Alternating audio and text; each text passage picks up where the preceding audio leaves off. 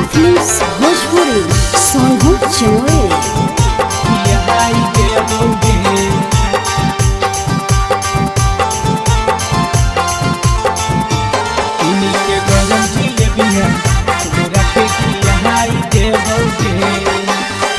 काली माई के दर्शन तोरा कराई देबोगे, काली माई के दर्शन तोरा कराई देबोगे।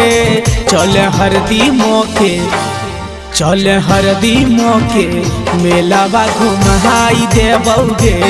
चले हरदी मोके मेलावा घुमाई देबोगे। काली माई के दर्शन तोरा कराई देबोगे, काली माई के दर्शन तोरा कराई देबोगे। चल हरदी मोके, चल हरदी मोके मेलावा घुमाई देबोगे। किनी के गरम जिलेबी है तोरा के खियाई देबोगे, खियाई देबोगे।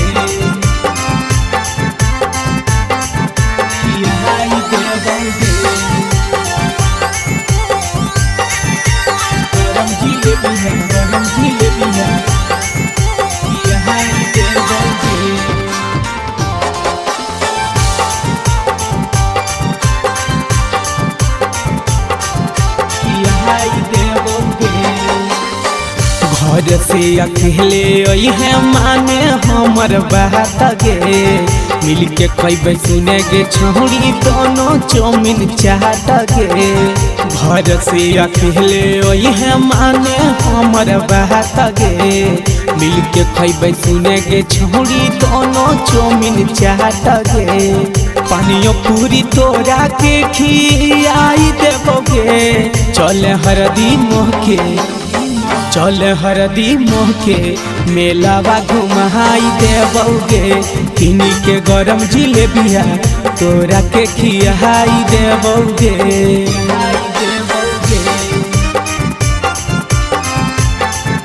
खियाई देबोगे। गरम जिलेबिया, गरम जिलेबिया खियाई देबोगे।